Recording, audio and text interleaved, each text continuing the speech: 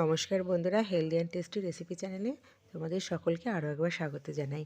আজকে তোমাদের সঙ্গে শেয়ার করছি দুধ পুলি।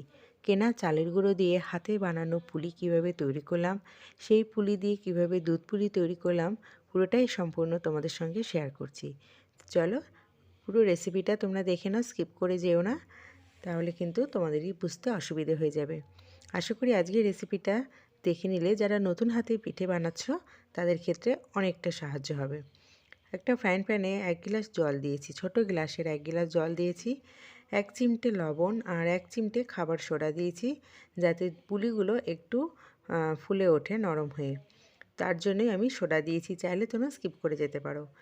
200 গ্রাম বাটির 1 বাটি চালের গুঁড়ো অল্প অল্প করে মেশাতে হবে, একবারে মিশিয়ে দেবে না। অল্প অল্প করে মিশিয়ে জলটা লাগলে পরিমাণ মতো জলটাও দিতে হবে, গরম জল। অবশ্যই গরম জল এখানে ব্যবহার করতে হবে।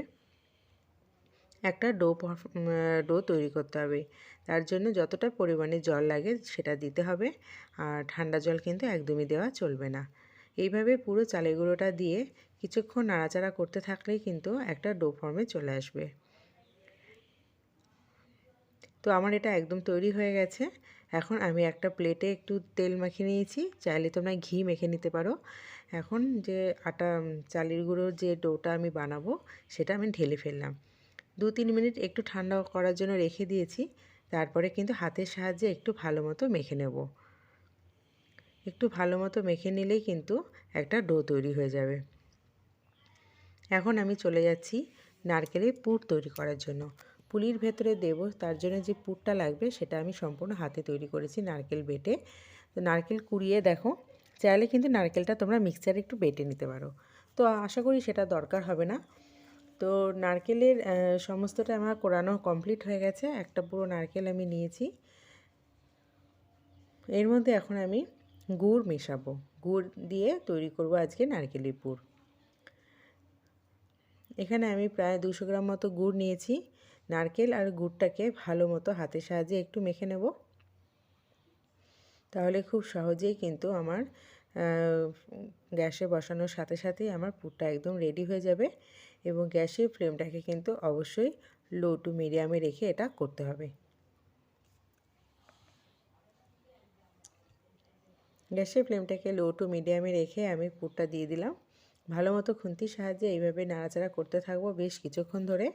5-7 মিনিট নাড়াচাড়া করলেই কিন্তু আমার পুরটা একদম পারফেক্টলি রেডি হয়ে যাবে।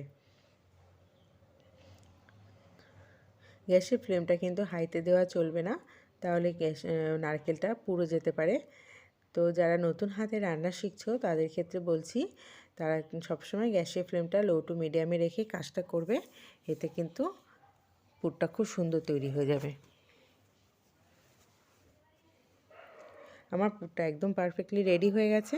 পুরটাকে আমি একটা প্লেটের মধ্যে তুলে নিচ্ছি। 2-3 মিনিট একটু ঠান্ডা করার জন্য পুরটাকে ভালো মতো ছড়িয়ে দেবো। আমি যে চালের গুঁড়ো দিয়ে একটা ডো তৈরি করেছিলাম সেটা কিছুটা নরম হয়ে যাওয়ায় আমি 1.5 চামচ মতো এখানে ময়দা ব্যবহার করেছি। তোমরা এখানে ময়দা ব্যবহার করতেই পারো। ডোটাকে একটু শক্ত করে মাখতে হবে, তার জন্য যদি 1.5 চামচের জায়গায় 2 চামচ ময়দা লাগে তোমাদের, তাতেও কোনো অসুবিধে নেই। ভালো মতো ডোটা মাখতে হবে হাতের সাহায্যে। তারপরে আমি এখান থেকে ছোট ছোট লেচি কেটে নিচ্ছি। একদম ছোট ছোট বল তৈরি করতে হবে। ভালো মতো হাতের সাহায্যে বলটাকে প্রেস করতে হবে, মাঝখানটা একটু গর্ত করে নিতে হবে। আর ডোটা ভালোভাবে তৈরি করবে, তাহলে কিন্তু সাইডগুলো ফাটবে না। ভালো মতো হাতের সাহায্যে মেখে নেবে।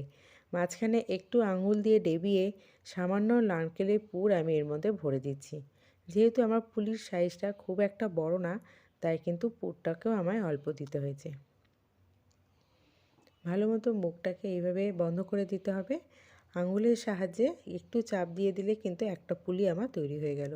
চাইলে তোমরা এখানে তোমাদের পছন্দ মতো ডিজাইন করতে পারো। এইভাবে আমি পুলিগুলো হাতের সাহায্যে তৈরি করে নিচ্ছি। আরও একটা পুলি বানিয়ে আমি তোমাদের দেখিয়ে দিচ্ছি। শুকনো আটা হাতের মধ্যে একটু মেখে নেবে, তাহলে কিন্তু পুলিটা করতে খুব সোজা হবে। ভীষণই ইজি পুলি বানানো। অনেকে ঘাবড়ে যেতে পারো, পুলি বানানো হয়তো ভীষণই কঠিন, একদমই তা নয়। পুলি বানানো কিন্তু খুবই সোজা। এইভাবে হাতের সাহায্যে একটু চাপ দিয়ে উঁচু নিচু করে দিলে কিন্তু আরও একটা ডিজাইন তৈরি হয়ে গেল। এইভাবে 2-3 রকম ডিজাইন আমি করেছি। তোমাদের ক্ষেত্রে যেটা সুবিধা মনে হয় তোমরা কিন্তু সেটা অ্যাপ্লাই করতে পারো। অবশ্যই কিন্তু পুলির ডোটা তোমাদের ভালো মতো তৈরি করতে হবে। এইভাবে সমস্ত পুলিগুলো আমি হাতের সাহায্যে তৈরি করে নিয়েছি। এখন কিন্তু অনেক রকম বেরিয়ে গেছে রেডিমেড পুলি বানাবার, তবে আমি সেরকম কিছুই ব্যবহার করিনি, সম্পূর্ণটা হাতে তৈরি করেছি। এইভাবে কিন্তু আমি আরও একটা পুলি তৈরি করে নিয়েছি। মোট 200 গ্রাম চালের গুঁড়ো দিয়ে আমার 20টা মতো পুলি আমি তৈরি করতে পেরেছি।